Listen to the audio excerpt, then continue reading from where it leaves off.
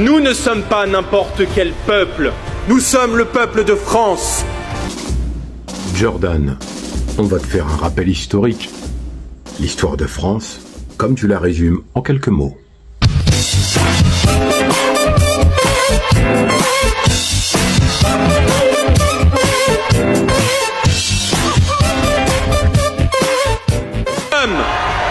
Le peuple qui a bâti des cathédrales, dressé des révolutions, fait tomber des empires.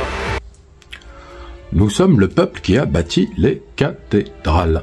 Alors, les cathédrales, est-ce que les Français ont inventé l'architecture de la cathédrale? Je vous renvoie à l'ouvrage de Fulcanelli, Le mystère des cathédrales, entre autres, mais pas que.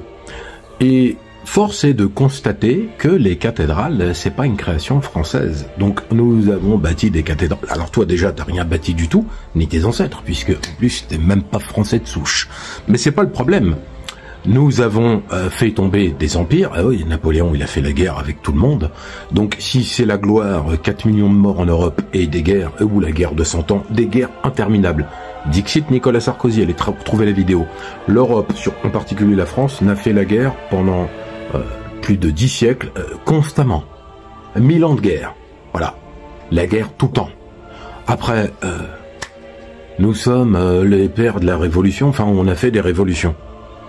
Oui, pour couper la tête de votre roi, guillotiner des bonnes sœurs, des prêtres et guillotiner quasiment tout le monde, même ceux qui guillotinaient ceux qui étaient guillotinés et qui reguillotinaient ceux qui n'avaient pas été guillotinés. Robespierre, il a été guillotiné, hein, Danton, bon bref. Nous sommes le peuple de Jeanne, le peuple d'Austerlitz et de Verdun, un peuple qui souffre parfois, mais qui ne plie jamais, un peuple qui doute parfois, mais qui ne renonce jamais, un peuple qui, chaque fois que l'histoire l'appelle, se lève, combat et triomphe. Vive le... Après, que dire de plus? Nous sommes aussi le peuple de la résistance. 1940, défaite de la France, Seconde Guerre mondiale. Le problème, il est là. C'est que pour les gens qui connaissent pas l'histoire, la France fait partie du pays des vainqueurs. Où est la France à la conférence de Yalta? On les a pas vus. Pourquoi? Faut comprendre que le général de Gaulle a manœuvré, parce que je rappelle que les États-Unis avaient déjà même préparé une monnaie. Ils avaient imprimé des dollars français. La France devait devenir une annexe des États-Unis. C'est de Gaulle qui a été, je dois le dire, un fin stratège politique, qui a tout fait pour pas que ça arrive, essayer de maintenir justement une sortie honorable. Il a fait partie de ceux, enfin la France, entre guillemets, qui ont ratifié à la fin de la guerre, l'armistice. Mais dans les faits, c'est surtout que là, le 8 mai, célébration, etc., dans les faits, la France, en 1940, elle perd, et ensuite, elle collabore. Le régime de Vichy, mais pas que. C'est pas moi qui le dis, allez voir les vidéos, vous allez voir, c'est même pas des Africains qui le disent, c'est des Français de souche. Certains sont historiens, d'autres pas. La collaboration, ça consiste en quoi? La milice, la Gestapo, française. C'est-à-dire que vous avez Jean Moulin, les résistants, les FTP, la mosquée de Paris, j'ai écrit voleurs d'âme. Mais vous avez surtout un système de collaboration qui déséquilibre, qui est très lourd, qui déséquilibre totalement le côté de la résistance. Bien entendu, je serais un hypocrite de dire que toute la France a collaboré.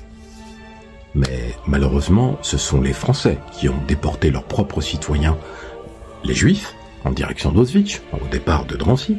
Ce sont les Français qui ont envoyé leurs propres concitoyens aussi au travail forcé, au service du travail obligatoire, et c'est eux qui ont ouvert le bureau des affaires juives à la préfecture de police de Paris, etc., qui ont fait des courbettes au général Auberg, et à d'autres, à Helmut Knocken, qui est dans mon livre Voleurs d'âme, mais ouais, tout ça à la rigueur. Mais il n'y a pas que ça. Au-delà de la France coupée en deux, France libre, France occupée, c'est une collaboration avec une perspective. C'est-à-dire qu'on sait que quand on lit les écrits de Pierre Laval, par exemple, qui était Premier ministre, on sait que lui, il a dit très clairement, la France a perdu, l'Allemagne, voilà, va régner, le fameux Reich millénaire va régner 1000 ans. Et au-delà de ça, la collaboration, c'est aussi, vous savez, la Gestapo, c'est pas que des nazis. Enfin, quand je dis des nazis, c'est pas que des Allemands. Ils n'avaient pas les moyens en termes humains, et ça fait beaucoup de Français dans leur rang. Donc, Faut être très conscient de ça, faut être très lucide, parce que c'est bien de faire le tribun sur la scène.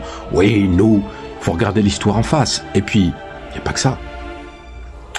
C'est aussi le pays des massacres.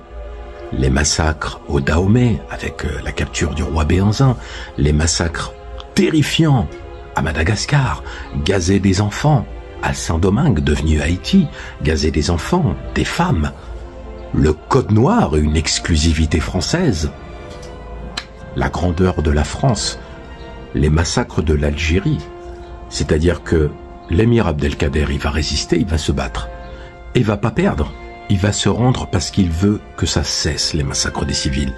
Il tue les femmes, les enfants, il y en a qui sont traumatisés, l'Europe entière, en 1845, s'est dressée pour dire « Mais qu'est-ce que vous êtes en train de faire à la France ?»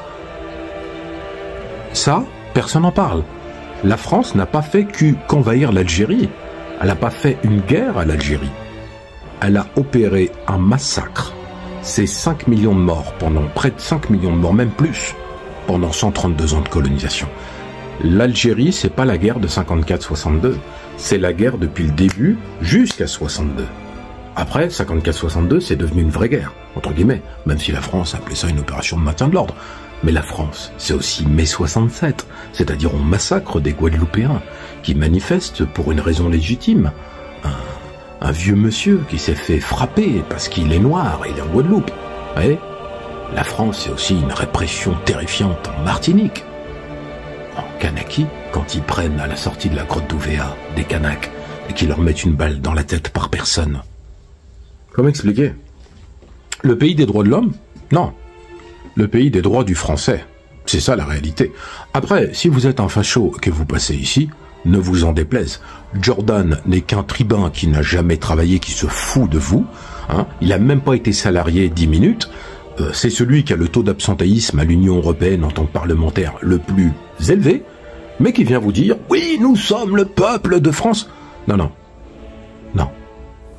La France a une histoire. Et quand on connaît son histoire, c'est pas Jeanne d'Arc. Parce que je rappelle que quand Jeanne d'Arc elle est capturée, les Français avaient la possibilité de la faire libérer. Allez réviser l'histoire. Celui qui a fait son procès, qui l'a mené, c'est l'abbé Cochon. Pas Cochon, c'est l'animal. C'est Cochon, c'est H-O-N. Ce sont les pères de l'Église français, c'est pas des Anglais. Mais c'est même pas le problème. Admettons que eux, ils ont rien à voir, c'est pas de leur faute, ils sont là.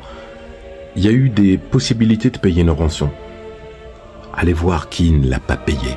Et vous allez comprendre. Donc la fameuse Jeanne, elle a été sacrifiée sur l'autel de la France. Mais pas que ça. Quand vous allez nous dire on descend de Vercingétorix, des Gaulois. Non, les Gaulois, je rappelle que les Français, c'est des tribus de Germanie, les Germains, les Francs qui sont venus. Et les Gaulois, ça n'existe pas. C'est pas un peuple, les Gaulois. Vous avez plein de tribus. Astérix Obélix, c'est un fantasme. Donc, il faut redescendre. Il faut regarder son histoire en face, et être conscient que les rues de Paris, vos monuments, c'est l'acier d'Algérie, c'est la main-d'œuvre africaine, c'est aussi le sang d'Haïti, les larmes d'Haïti qui ont financé jusqu'à encore récemment la Tour Eiffel et d'autres monuments, et c'est aussi bien sûr l'esclavage, c'est-à-dire les millions de Noirs qui ont été déportés en Guadeloupe, en Martinique, en Guyane, pour que vous puissiez marcher dans des rues qui sont très jolies, c'est très beau les boulevards haussmanniens, dans lesquels vous pouvez pas habiter, parce que maintenant c'est les Qataris qui rachètent vos quartiers. Mais vous voyez, faut être très lucide avec ça.